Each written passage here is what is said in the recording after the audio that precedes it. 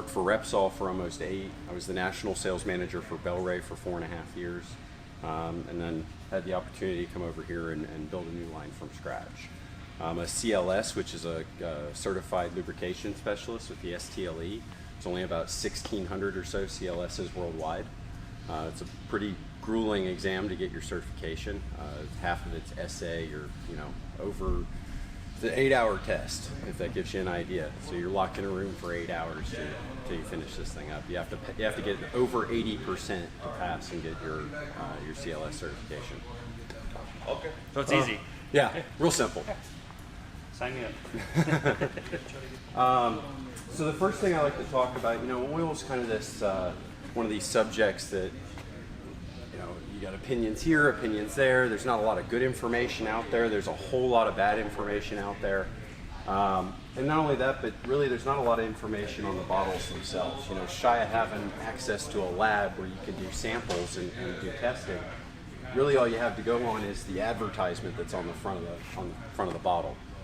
One of the first things I like to talk about are API and JASO ratings. And the reason I like to go over these is because they're not the end all, but they give you a very good indication of the quality level of the product, and they allow you to make some comparisons between products. Okay? So your API rating is just for the engine without regards for a clutch or transmission. Okay? Your JASO rating is for the clutch and the transmission. Your API rating will always start off with an S. That means that designates that it's a gasoline engine rating. If you see an API rating start with a C, that's a diesel engine rating. G, that's a gear oil rating. So your engine oil ratings will always start with an S. The second letter is the rating. The minimum requirement for your Japanese manufacturers, so Honda, Suzuki, Kawasaki, Yamaha, is API SG. However, within the next probably 12 months or so, that minimum rating will increase to API SJ. The minimum rating required by most of your European and domestic manufacturers, so a Harley Davidson, an Indian, a KTM, or a Triumph, is going to be API SL. And now Ducati and BMW both recommend a minimum level of SM. So the higher in the alphabet the second letter is, the better the rating. Currently the highest available API rating is SN, as in Nancy. Okay? On the clutch and transmission side, your JASO rating, your standard rating is JASO MA. That means the oil is going to allow enough friction within the clutch for proper operation, and it's shear stable enough it won't break down when it runs through the transmission. Your higher rating is the JASO MA2 rating, and it means the oil is going to actually allow for more friction within the clutch. So you're going to get better clutch operation, better feel, less wear, potentially more horsepower to the rear wheel. That last piece is measurable. You put a bike on a dyno with an MA rated oil in it, you take that out, you put an MA2 rated oil in, you will see a difference on that dyno chart. Not that the engine's making any more horsepower, but you're getting more of it to the ground. Every machine here with a wet clutch, that wet clutch is the weak link to getting that power to the ground. That clutch is always slipping at some point. So if we take a look, you guys picked out your Motul 7100, and I do agree this is one of the better products on the market. Your ratings are going to be API SN and JASO MA2, so it's going to meet the highest available ratings on both sides. However, when you take the rest of the products in their line,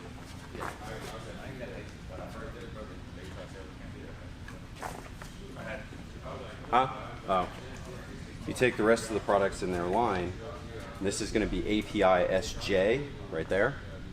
Okay, so that's going to be 3 ratings below, and then JASO MA, so it's only going to meet the standard JASO rating. Okay, your 300V actually does not meet any API and JASO ratings at all. In fact, it actually does not meet any warranty requirements for any OEM. This product is designed by Motul primarily as a race product. It's not going to have the longevity these products are going to have. It's going to need to be changed much more often. The other issue that with the 300V is going to be clutch performance. You're going to see quite a drop in clutch performance versus an MA2 rated oil or a product that exceeds MA2. So this is the only product in Motul's line that meets those ratings. Okay, and there are very few companies that are going to meet those ratings. We go through everything you have here. Most of your product here is going to be API SJ or L, and most of it will only be MA. Another important factor is this box right here. Okay, you see that box around the MA2 and there's a number up at the top? That's actually a registration number from JASO that's unique specifically to this product. And that means that this product is certified by JASO. The reason that's important is if a product is not certified by JASO, it's simply the manufacturer claiming that the formula or the recipe for the oil meets that specific rating, not necessarily the finished product. Depending on the manufacturer's capabilities, there can be quite a difference between the actual formula and the finished product. In fact, also depending on their quality control and things like that, even between batches you can see quite a different variance. Okay, we've tested many manufacturers that don't actually certify their product and found between batches some of them falling below the stated specs on the bottle. With the certification, you actually have to send a sample off of the finished lubricant to be tested to get the certification, and you also have to send samples out every so many batches to keep the certification. If a sample is found to fall below, you lose that certification, and it's a rather expensive endeavor at that point because you'll now have to retrieve all product on the market that has that certification on the bottle. So you're talking about a recall. So like I said, that gives you, it's not the end all. We're going to talk a little bit about some base oils and things of that nature. But with that little bit of information on the ratings, we could grab. I'll get it, leave it there. So you grab two products here, and you can make a comparison between the two. So here you've got API SN. This is going to be API SL, okay? So 2 ratings lower there. This is going to be JASO MA. Now it is certified, which is something good to see, but it's the standard MA rating, whereas this is going to be MA2. Okay? And then sometimes I'll stop real quick with this, because sometimes you'll see this, where you'll see multiple, okay?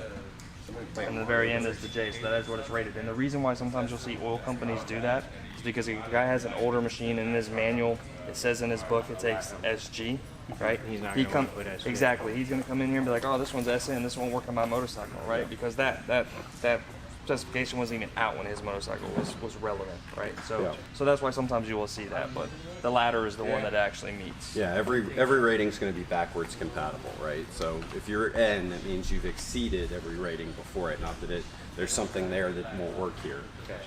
And we'll cover everything before. So next thing to get into is going to be base oils. So you may be surprised to find out that for an oil to be considered a full synthetic, it's only required to be more than 30% synthetic base stock. For an oil to be considered a semi-synthetic, there's almost no regulation at all. It simply has to be a true statement. So literally a drop of synthetic base stock in the bottle, and an oil can be called a synthetic blend. Okay, it has to be part of the base oil, can't be part of the additives package, but you don't need very much, right? A drop. You'd be surprised to find out how many of the products on the market are actually going to fit somewhere in between that 30 to 50% as a full synthetic. In addition to that, we also have 3 different types of full synthetic base stocks. So you've got Group 3s, which are essentially just a highly refined mineral oil. In fact, it's only within the US that a Group 3 is considered a synthetic. Outside of the US, so Europe, Canada, even Mexico, a Group 3 is considered a mineral oil. Your next is going to be Group 4s or PAOs. That's a true man-made synthetic. It's a polymer base. Then you have Group 5s, which are also known as esters, that are again true man-made synthetic. They're an alcohol fatty acid base. In addition to that, you actually have 3 separate grades of esters as well. You've got biesters, triesters, and polyoesters.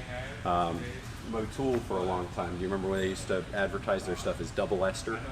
Yep.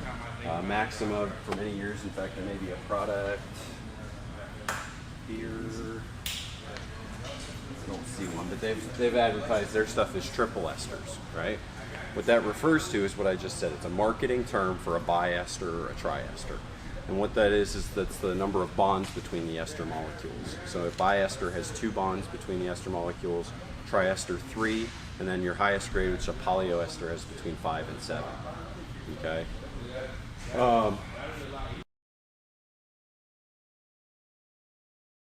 So going into that and kind of giving you some feedback on the VP Lubricants products, all of our full synthetic products are all 100% synthetic base stock. We won't put full synthetic on a product if it's not. All of our semis are a minimum of 54% synthetic content.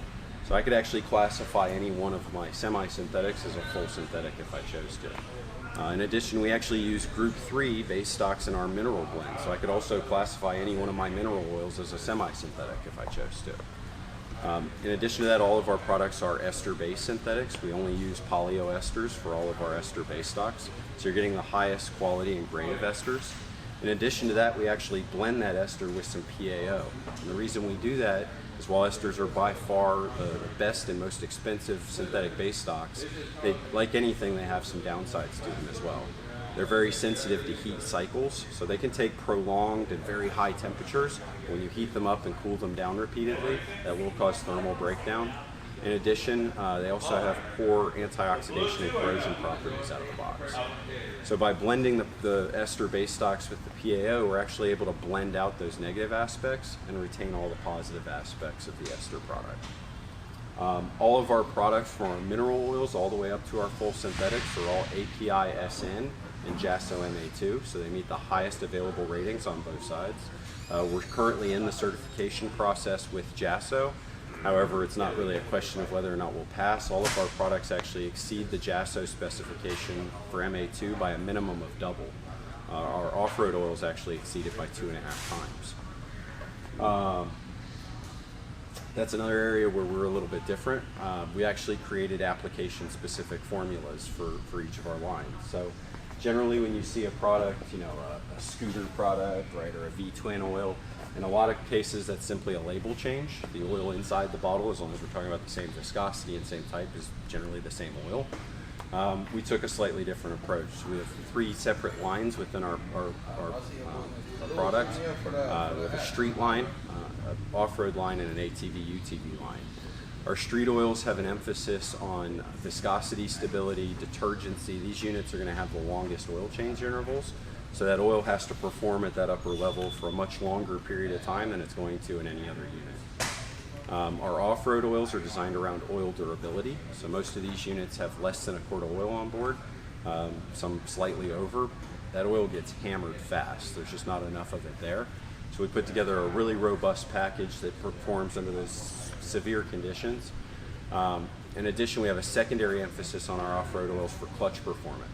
So like we said, any machine that has a wet clutch, that's the weak link of getting power to the ground. However, it's exaggerated on your off-road machines because smaller engines, smaller clutch, they're single-cylinder machines. They put out a lot of torque for their displacement.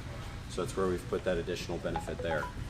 Then our ATV, UTV oils are designed around heat dispersion. So generally these units are moving slower for a given RPM. The engines are surrounded by cabs, bodywork, there's not a lot of airflow. In addition, we also have an emphasis on antioxidation and corrosion properties. So for your customers that use, you know, their side-by-sides or their utility ATVs in a moisture-rich environment, you know, maybe a lake or a pond or really deep mud hole, any moisture that actually makes its way into the engine cases, the oil will isolate it. It has additional additives to coat all the metal surfaces for further isolation. And when you drain the oil, it will actually help pull the moisture out with it, so there's less need to flush afterwards. All of our full synthetic ATV and UTV oils, along with all of our gear oils, state right on the front of the bottle that they meet all requirements for Polaris, Can-Am, and Arctic. The reason for that is those 3 manufacturers are not very good about telling consumers what the requirements are. Try to pigeonhole them into the factory oils. So we've pulled all those samples, tested them, and created formulas that exceed all of their specifications. Mason jar. Yeah. So one of the questions I get, it's kind of a 2-part deal, but is the difference between synthetic oils and mineral oils. Certainly we discussed there's different types of synthetic oils, and each of those are going to have slightly different properties. But if you break it all the way down to, you know, the Layman terms. Yeah, layman terms, and the easiest way of explaining it, I have an analogy I'd like to use, and I want you to picture I have a glass mason jar in my hand. And I'm going to fill that mason jar up with popcorn. Okay, I flip the jar over, you'll have a few pieces of popcorn come out, but because they're all different shapes and sizes, they're going to lock together and block that opening, right? That represents a mineral oil molecule. It's a natural product, so all the molecules are going to be different shapes and sizes. Take that same mason jar, fill it with marbles. Okay, flip it upside down, all the marbles are going to pour out of the jar. Number one, they're smaller, and number two, they're all completely uniform with each other. And that's how synthetic oils are designed. They're designed and created so the molecules are both smaller and uniform with each other. And what that means inside your engine, if you picture you've got two metal surfaces here, and I'm going to put popcorn in between those surfaces. I'm going to fit several pieces in there, but I'm going to have a lot of holes and gaps, right? Take that same surface, those same surfaces, and put marbles in there. I'll be able to stack 2-3 rows of marbles in between now. So what that means, I've got more surface contact area between the oil and the metal. It means I'm going to have better heat transfer. Oil plays a huge part in keeping your engine cool. You're also going to, the oil itself is going to withstand or hold up better because the load is carried by more molecules of oil. You're going to see less friction, like I said, reduced heat. Additionally, it'll also put less resistance on the moving pieces inside the engine. So a 50 weight synthetic oil will actually free horsepower and have less resistance on the moving parts inside the engine than a 40 weight mineral oil will. Because of those smaller molecules, you're going to get much better flow, much better startup lubrication. Additionally, much better detergency as well. Think of soap. When you use soap to wash your hands, all soap is doing is making those water molecules smaller, so it can actually get in there and clean better. Same thing with a synthetic oil. You're going to get much better detergency out of it. Go over the oil change intervals. Yeah, that was the second part of that. Once I go over that, the next question I get is extended oil change intervals with a synthetic oil. It's a bit of a tricky one because I don't, I'm not standing face to face with the customer. I don't know what kind of bike he has. I don't know how he rides it. Is he commuting in traffic with it every day? Is it only riding highway miles? Is he racing it? However, the thing to keep in mind, a lot of people really want to stretch out those synthetic oil change intervals because the oil itself looks great, right? It's not going to break down. The reason you're changing your oil isn't because the oil itself is broken down. The reason you need to change that oil is because there are additives in the oil that isolate and contain harmful deposits. Okay, so combustion creates acidic components and other harmful deposits that, if left unchecked, will create a lot of additional wear, corrosion, and whatnot inside your engine. So the oil will actually neutralize those harmful deposits, and then when you drain your oil, they go out with the oil. Okay. Well, what happens is after a period of time, you've depleted all of those additives. Okay, there's only so much of them in the oil. Once you've depleted all of them, now you've got those acidic and other harmful deposits that are just going unchecked inside the engine. Well, then you drain your oil. Great. Okay, we're going to put new oil in. Well, once you put that new oil in, you've immediately depleted a percentage of your additives because there were acidic components left over before. So now you're going to do that extended oil change interval, and it's just a revolving cycle, right? Every time you have less and less of those additives to start off because of what's left over in there. Generally, my rule of thumb, without having any details on the motorcycle, the rider, etc., is that whatever the factory recommends, based on whatever comes in the bike from the factory. So in most cases, that's a mineral oil. However, in some cases, some of the European machines, they do come with from the factory with synthetic oils. However, if they come with mineral oils, your factory oil change interval is based on that. Moving up to a semi-synthetic, you could increase that interval by about 20%. Another 20% going to a full synthetic. So from a mineral to a full synthetic, without having any other knowledge, you're fairly safe in assuming you could do about a 40% increase. However, I wouldn't go, you get people 10,000 mile oil change intervals. That's craziness.